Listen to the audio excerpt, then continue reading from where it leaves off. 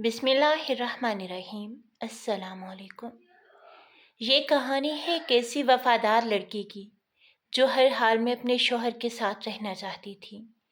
بے اولادی کے طعنے ہر وقت سننے کو ملتے مگر وہ صابر شاکر بنی رہی، اور ایک ایسی حقیقت، ایک ایسا سچ جسے وہ عیاں کرتی تو شاید اس کو دیے جانے والے طعنوں میں کمی ہو سکتی تھی، مگر وہ خاموش رہی۔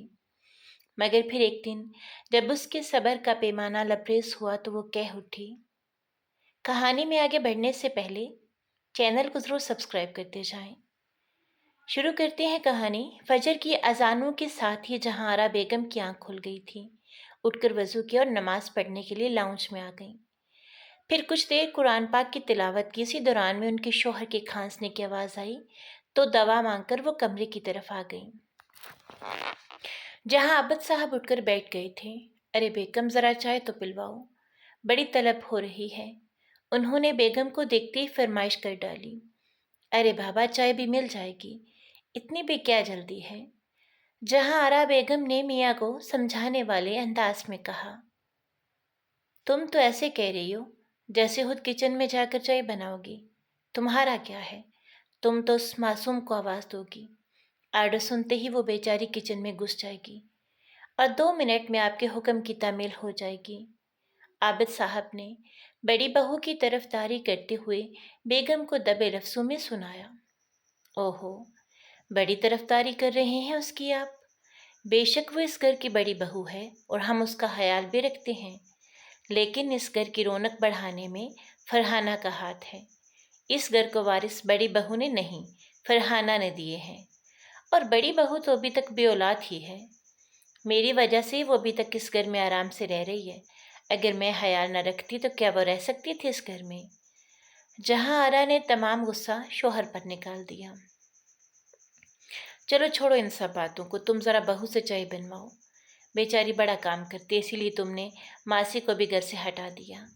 عابد صاحب نے یہ بات بڑی ہلکی آواز میں کہی تھی، اس لیے جہاں آرا بیگم یہ بات سن نہ سکی، ورنہ چائے میں مزید 15 منٹ لگ جاتے۔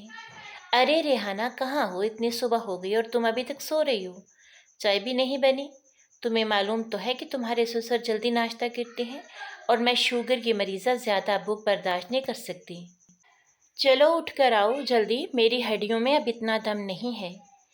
وہ بہو کے کمرے کے باہر ہی زور زور سے بول رہی تھیں۔ آواز سن کر وہ فوراً کمرے سے باہر آ گئی۔ ہاں امی، میں بھی ناشتہ تیار کرتی ہوں۔ فجر کی نماز کے بعد دوبارہ آنکھ لگ گئی تھی اور انہیں آج ذرا دیر سے آفس جانا تھا، اس لیے نہیں اٹھی۔ ریحانہ نے وضاحت پیش کی۔ اس گھر میں تمام کاموں کے لیے صرف بڑی بہو کو آوازیں دی جاتی تھیں۔ کسی کے کپڑے استری کرنا ہو، دروازے پر دیکھنا ہو، سسر کو دوا دینی ہو، مہمانوں کی خاطر مدارت کرنی ہو، دودھ والے سے دودھ لینا ہو، غرض کے سب کاموں کے لیے بڑی بہو کو ہی آوازیں دی جاتی تھیں، اور بڑی بہو بڑی صورت سے سب کی فرمائشیں پوری کر رہی ہوتی تھی۔ ویسے تو اس گھر میں 2 بہویں اور بھی تھیں۔ دوسرے نمبر کی ساجدہ تھی جو اپنے 3 بچوں کے ساتھ امریکہ میں رہتی تھی، اس کا شوہر ایئر لائن میں تھا۔ تیسری بہو فرحانہ تھی جس کے 4 بیٹے تھے اور میاں بینک میں اعلیٰ عہدے پر فائز تھے۔ جہاں آرا کی 3 بیٹیوں میں سے ایک انہی کے گھر کے ایک پورشن میں مقیم تھی۔ اس کا سسرال لاہور میں تھا، وہ گرمیوں سردیوں کی چھٹیوں میں وہاں چلی جاتی تھی۔ اگرچہ گھر کے سارے مکین ایک دوسرے سے محبت کرتے تھے، لیکن چھوٹی بہو فرحانہ بڑے نخروں اور تمکنت کے ساتھ رہتی تھی اور ساس کی شہ پر کچھ زیادہ ہی اتراتی تھی اور اپنی منمانی بھی کر جاتی تھی، اور اس کی وجہ اس کے اوپر تلے کے 4 بیٹے تھے۔ اور دوسری طرف بڑی بہو ریحانہ بیچاری جو اس نعمت سے محروم تھی، وہ فرحانہ کی زبان اور اس کی حرکتوں کا نشانہ بنتی تھی، لیکن صبر و تحمل سے وہ ہر چیز کا مقابلہ کرتی۔ ریحانہ اور اس کا شوہر احتر کم غور سنجیدہ قسم کا تھا، ماں باپ کا بھی نہایت فرما بردار اور سعادت مند۔ سارے خاندان میں اس جوڑے کی سعادت مندی کے لوگ مثالیں دیتے پھرتے، لیکن ساس کی آنکھوں کا تارا فرحانہ اور اس کے 4 بیٹے ہی تھے۔ ساس دبی دبی زبان میں ریحانہ کو بے اولادی کا طعنہ دیتی تھی، لیکن وہ خاموشی سے سب کچھ برداشت کرتی جاتی۔ فرحانہ کے چاروں بیٹے بڑی تائی سے بڑی محبت رکھتے تھے اور اکثر اپنے مسائل کے حل کے لیے اور کام کروانے کے لیے بھی وہ ریحانہ کے پاس ہی آتے۔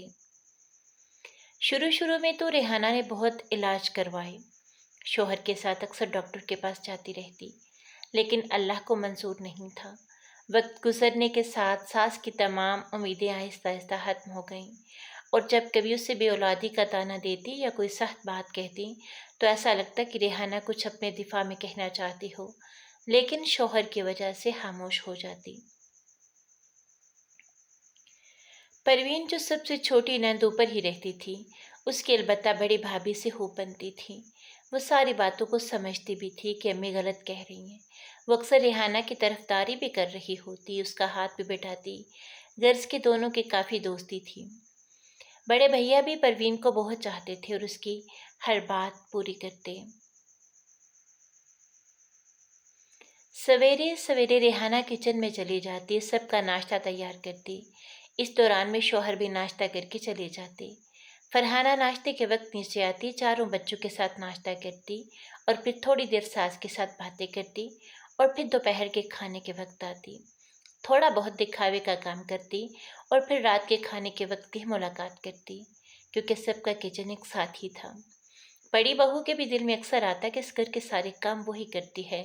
ساس کبھی ریحانہ کو کچھ نہ کہتی، فرحانہ کو کچھ نہ کہتی، اگر اس کے بچے نہیں ہیں تو اس میں اس کا کیا قصور؟ جوائنٹ فیملی ہونے کا مطلب یہ تو نہیں ہے کہ سب کاموں کی ذمہ دار بھی وہی ہو اور باتیں بھی وہی سنے۔ پروین بڑی بھابھی کو حوصلہ دیتی اور ماں کو بھی سمجھانے کی کوشش کرتی، لیکن سب بے سود۔ وقت گزرتا گیا، اسی ماحول میں اب بچے بھی بڑے ہوتے گئے۔ زیادہ تر بچے فارغ التحصیل ہو چکے تھے۔ فرحانہ کے 2 بچے تو جاب پر بھی لگ گئے تھے، پر ساس کا وہی تلخ رویہ رہا۔ سسر کا انتقال ہو گیا تھا، وقت بہت بیت چکا تھا۔ اب فرحانہ اپنے بچوں کی شادی کے سلسلے میں مصروف رہنے لگی تو اس نے 2 بچوں کی منگنی تو کر دی تھی۔ ایک کے لیے اپنی بھانجی کو پسند کیا تھا اور دوسرے کے لیے اپنی دوست کی بیٹی کو منتخب کیا۔ اب فرحانہ اپنی بہوؤں کے لیے گھر کی سیٹنگ میں لگی ہوئی تھی۔ چھوٹی نند پروین کا اپنا گھر تیار ہو گیا تھا، شادی میں کچھ ہی دن رہ گئے تھے۔ بڑی نند اور امریکہ والا بیٹا بہو بھی آنے والے تھے۔ اس گھر کی پہلی شادی تھی، گھر کے سارے کام اب بھی بڑی بہو کے ذمہ تھے۔ فرحانہ شاپنگ کے لیے نکل جاتی اور ریحانہ کے لیے باورچی خانہ تھا، لیکن جتنے شگن اور رسومات تھے اس پہ ریحانہ خود بھی ہاتھ نہ لگاتی، اور جب اسے آواز دی جاتی کہ آئیں بھابھی یہ شگن کر دیں تو سب سے آخر میں انہیں ہی بلایا جاتا۔ منگنے کے وقت بھی منہ میٹھا کروانے وہ سب سے آخر میں آئیں۔ فرحانہ برا نہ مان جائے، لیکن بچے پھر بھی تائی اماں کو بلاتے اور پاس بٹھاتے۔ لیکن آج کل وہ خود ہی آگے نہیں بڑھتی تھی۔ آج بھی شادی کے سلسلے میں مہمان وغیرہ آئے ہوئے تھے۔ مہمانوں کے جاتے جاتے 12 بج گئے۔ سارے کاموں سے فارغ ہو کر 2 بجے اپنے کمرے میں آئی اور تھکن کے مارے گہری نیند میں چلی گئی۔ صبح فجر کے وقت زور زور سے چیخنے کی آوازوں کے ساتھ ہی بڑے بھیا اور ریحانہ کی آنکھ کھل گئی۔ وہ جلدی سے کمرے سے باہر آئے تو ایک ہولناک منظر تھا، کچھ خوفناک آوازیں تھیں۔ فرحانہ بین کرتے کرتے بے ہوش ہو کر سیڑھیوں سے نیچے گری ہوئی تھی۔ افراتفری مچی ہوئی تھی، کچھ سمجھ نہیں آ رہا تھا کہ کیا ہو گیا۔ بڑی بہو اور بڑے بھیا کے اوسان ٹھیک ہوئے تو وہ اوپر کی طرف گئے تو معلوم ہوا کہ ڈاکہ پڑا ہے، لیکن اور آگے گئے تو دیکھا کہ فرحانہ کے شوہر کو کرسی سے باندھا ہوا تھا، آنکھوں پر پٹی اور منہ پر سختی سے ٹیپ لگایا ہوا تھا، اور چند قدم آگے تینوں بیٹوں کو گولیاں لگی ہوئی تھیں۔ پولیس کو فون کر دیا گیا۔ گھر میں ایک افراتفری اور ہولناک کی چھائی ہوئی تھی، سب کے اوسان ہتا ہوئے۔ تھوڑی دیر کے بعد جب ذہن نے کام کرنا شروع کیا تو بڑی بھابھی نے فرحانہ کے کمرے کی جو حالت دیکھی تو وہ دماغی توازن ختم کرنے کے لیے کافی تھا۔ رات 4 بجے کے بعد 5 ڈاکو پڑوسیوں کے گھروں کے ذریعے اوپری منزل کی طرف سے داخل ہوئے۔ پوری فیملی کو یرغمال بنائے، نیچے آنے والے راستے کو انہوں نے بند کر دیا۔ تمام زیورات، کرنسی اور قیمتی اشیاء انہوں نے اپنے قبضے میں لی۔ جب بچوں نے مزاحمت کی تو انہوں نے بچوں پر فائرنگ کر دی۔ سامان وہ لوٹ چکے تھے۔ شکر ہے سانسیں آ رہی تھی، پر تینوں کی حالت نازک تھی۔ تینوں کو ہسپتال لے جایا گیا کیونکہ چھوٹے بچے کی پشت پر گولی لگی تھی، وہ زخمی تھا، جبکہ سب سے بڑا نچلی منزل میں سو رہا تھا، اس لیے بچ گیا تھا۔ فرحانہ مکمل بے ہوش ڈاکٹروں کی نگرانی میں تھی۔ عجیب طرح کی چیخو پکار اور آنے والوں کا تانتا بندھا ہوا تھا۔ موبائل فون کی گھنٹیاں چپ نہیں ہو رہی تھیں۔ اخباری رپورٹر، محلے اور آس پڑوس کے لوگ، ایمبولینس کی آوازیں، مختلف ٹی وی چینلز کے لوگ، ڈاکٹرز وغیرہ، پورا گھر لوگوں سے بھرا ہوا تھا۔ اوپر سے پولیس اپنی تحقیقات میں لگی ہوئی تھی۔ بڑے بھیا اپنے بھتیجے وسیم جو زخمی تھے اس کے ساتھ ہسپتال میں تھے۔ دو بیٹوں کی موت کی تصدیق ہو چکی تھی، لیکن وسیم زخمی تھا، اس کی ریڑھ کی ہڈی میں گولی لگی تھی۔ ڈاکٹر گولی نکالنے میں مصروف تھے۔ غرض کے عجیب اور ہولناک سانحے نے اس گھر کی تمام خوشیوں کو منٹوں میں نگل لیا تھا۔ شادی کا گھر ماتم کدہ بن گیا۔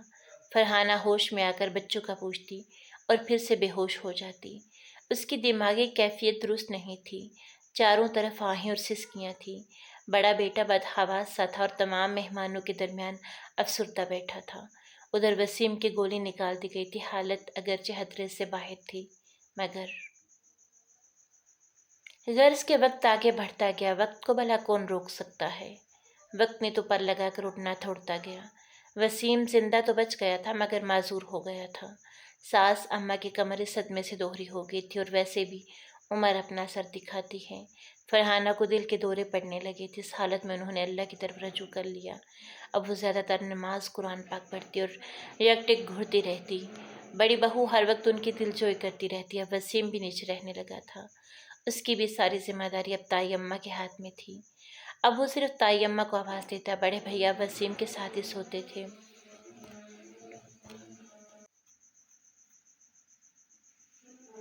ایک دن بڑی بہو فجر کی نماز پڑھ کے سونے لیٹی تو اس کی آنکھ لگ گئی۔ غنودگی کے عالم میں اسے محسوس ہوا کہ کوئی اس کی پاؤں پکڑے ہوئے تھا۔ اس نے آنکھیں کھول کر دیکھا تو کوئی جھکا ہوا تھا۔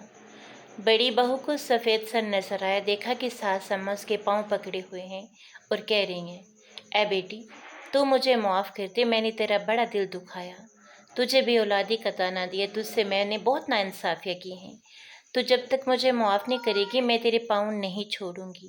وہ بلک رہی تھیں۔ اماں کیسی باتیں کر رہی ہیں؟